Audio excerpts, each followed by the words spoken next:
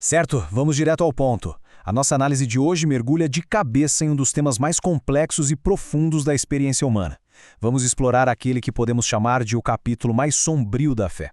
O momento em que Deus simplesmente se cala. Sabe o grito daquela alma que se sente totalmente abandonada? Pois é, vamos olhar de perto para textos históricos e bíblicos, incluindo as famosas Lamentações de Jeremias, para entender como essas grandes figuras lidaram com um silêncio que, sinceramente, pode ser ensurdecedor. E para tirar isso do campo das ideias abstratas e trazer para a vida real, olhem só essa confissão do pregador Charles Spurgeon, lá do século XIX. Ele relatou que o espírito dele afundava tanto, mas tanto, que ele chorava por horas como uma criança, sem sequer saber o porquê. É forte, não é? Aqui não estamos falando de uma teologia bonitinha e distante. É dor real, suor e lágrimas. É fascinante e até chocante constatar que esses gigantes da história lidavam com uma depressão clínica tão avassaladora e inexplicável. O que nos leva àquela grande e incômoda questão que guia todo o nosso estudo aqui. Onde exatamente está Deus quando a alma grita na escuridão total? Bom, essa pergunta brutal passa longe de ser uma novidade. Ao longo de milênios, textos sagrados tentam reconciliar um desespero absurdo com a crença inabalável em uma presença divina. E é exatamente o caminho por dentro desse abismo que a nossa exploração vai traçar agora. Chegamos então à nossa primeira parte, o grito da alma abandonada. Essa sensação de puro abandono espiritual é uma dor que desafia qualquer tentativa de lógica humana. E as nossas fontes trazem um foco todo especial para a figura histórica do profeta Jeremias, que ilustra perfeitamente esse grito. Ele viu de camarote a destruição absoluta do próprio povo. Quando o teólogo João Calvino comentou sobre as Lamentações de Jeremias, ele descreveu essa dor de forma muito gráfica. Seria como as contrações severas de uma mulher em trabalho de parto, de cara com um julgamento que era pura e simplesmente inevitável. É o retrato cru de uma alma esmagada pela calamidade. E olha como essas experiências se conectam através dos séculos. Aquele lamento de Jeremias bate perfeitamente com a luta clínica que o Spurgeon descreveu nesta citação aqui. Ele fala sobre o misterioso ferrolho de ferro trancando a porta da esperança. Não é algo que dá para resolver com um pensamento positivo ou palavras doces. Essa falta de esperança desafia completamente a razão. Como os textos deixam claro, exige literalmente uma mão celestial para abrir essa porta. Avançando para a nossa segunda parte, o silêncio de Deus. Agora nós passamos do grito puramente emocional para uma agonia muito mais profunda, uma agonia teológica. Imagina clamar no meio da pior crise imaginável para um Criador que parece responder apenas com um vazio silencioso. O livro de Jó captura esse horror de forma brilhante. Pelos registros, Jó era aquele cara irrepreensível que de uma hora para outra perdeu absolutamente tudo. Preso em um sofrimento excruciante, Jó vira para o céu e grita. Por quê? Nada menos que 16 vezes. Pensem nisso. 16 vezes buscando uma explicação. E a única resposta imediata que o texto sagrado registra é o total e absoluto silêncio.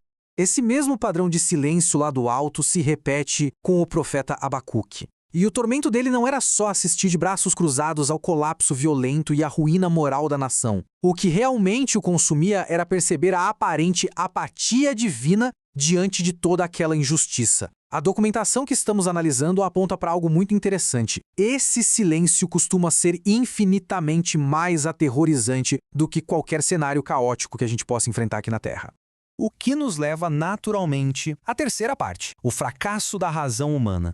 Sem respostas claras, a mente humana tenta racionalizar a dor a todo custo, mas a nossa sabedoria terrena tem limites muito rígidos. Historicamente, existe a tendência de cair na chamada teologia da retribuição, a ideia simplista de que quem sofre cometeu algum pecado para estar apanhando. Foi exatamente esse o falso conforto que os amigos de Jó tentaram empurrar para ele. Do outro lado da balança, os textos defendem a soberania divina, a visão de que existem propósitos gigantes e misteriosos na dor, que simplesmente ultrapassam a nossa capacidade de compreensão.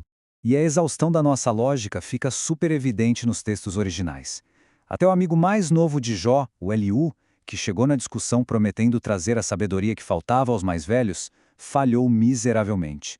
Ele acabou repetindo variações bem sutis daquele mesmo falso conforto. Como os estudiosos mostram, a sabedoria humana ali simplesmente esgota as baterias. Nenhuma lógica dedutiva conseguiu fechar a conta daquela agonia. Seguindo em frente, para a quarta parte.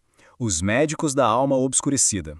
Mas a história também registra saídas extremamente empáticas vindas daqueles que atuaram como verdadeiros médicos da alma.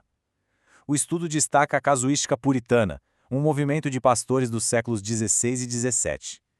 Esses conselheiros abandonaram de vez aquela lógica rasa de que todo sofrimento é castigo. Em vez disso, eles desenvolveram um diagnóstico espiritual muito robusto. Eles equilibravam habilmente a consciência humana com a graça divina, aplicando doutrinas pesadas ali, na vida real das pessoas, e tratando a aflição com extrema compaixão, sem jamais minimizar a dor alheia.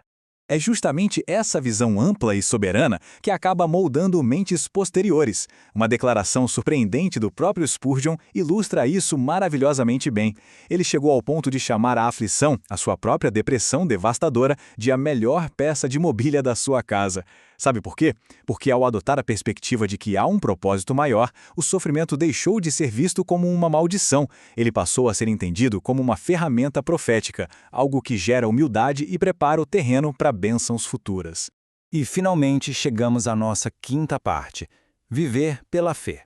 Na prática, como é que se sobrevive às horas mais frias da noite escura da alma? Os registros de Abacuque nos entregam um roteiro muito bem estruturado em 3 passos. Primeiro, reclamação e lamento honestos. Não existe a necessidade de camuflar a dor. O desabafo cru é essencial. Segundo, esperar na torre de vigia. Isso significa se isolar do barulho caótico ao redor e ter a firme disposição de apenas aguardar. E o terceiro passo, regozijar-se na soberania divina. É conseguir encontrar uma alegria que independe totalmente das circunstâncias, mesmo quando o cenário continua assustador e sombrio. E isso coroa a tese central destes manuscritos sagrados: o justo viverá pela sua fé. O grande ensinamento que se tira ao dissecar estas fontes é que a sobrevivência no meio do caos nunca dependeu de receber uma explicação detalhada ou uma resposta imediata sobre o motivo da dor.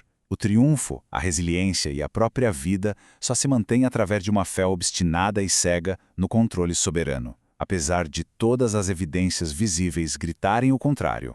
Para finalizar a nossa análise de hoje, deixamos no ar um questionamento muito forte. Poderia o silêncio mais sombrio ser, na verdade, um doloroso, porém absolutamente necessário, prelúdio para a construção de uma fé que nada pode abalar? Como os registros indicam através da trajetória de profetas e pregadores, a ausência de uma voz imediata definitivamente não significa a inatividade de propósitos gigantescos. Pense no quanto esse silêncio pode estar operando silenciosamente nos bastidores, moldando a resiliência e o futuro. É um pensamento profundo para levarmos conosco. Um grande abraço e até a próxima análise.